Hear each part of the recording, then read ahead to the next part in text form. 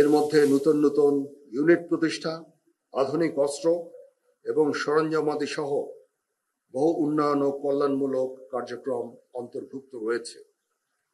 আমি colonel of the regiment হিসাবে east Bengal রেজিমেন্টের আভিযানিক সক্ষমতা ও যুদ্ধ উপযুক্ততা বৃদ্ধির চলমান প্রক্রিয়াকে আরো বেগবান করব ইনশাআল্লাহ।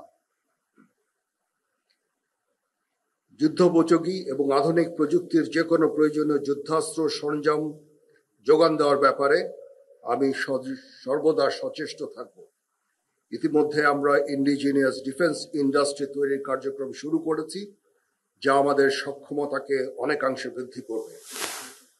কর্নেল অব দি রেজিমেন্ট হিসাবে ইস্ট বেঙ্গল রেজিমেন্টের প্রতিটি সদস্যকে পেশাদার ও সুপ্রশিক্ষিত হিসাবে গড়ে তুলতে আমি বদ্ধপরিকর। পেশাগত দক্ষতার পাশাপাশি একটি সুন্দর জীবনমান আমাদের সকলের কাম্য। আমি যে কোনো কল্যাণমুখী কার্যক্রম বাস্তবায়নের জন্য সর্বদা সচেষ্ট থাকব। এই বিষয়ে আমি রেজিমেন্টের সকল সদস্যদের সহযোগিতা কামনা করছি।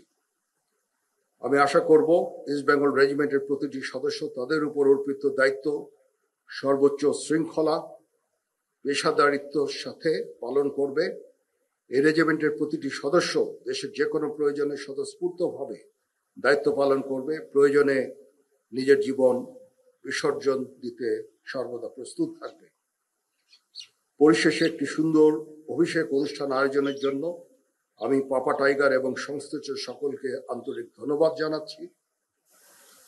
প্যারেডের অধিনায়ক সহ অংশগ্রহণকারী সকল কন্টিনজেন্ট সদস্য এবং বাদক দলকে অভিনন্দন জানাচ্ছি। এছাড়া উপস্থিত সকল অতিথি এবং প্রিন্ট ও ইলেকট্রনিক মিডিয়ার সাংবাদিক বৃন্দকে আন্তরিকভাবে ধন্যবাদ জ্ঞাপন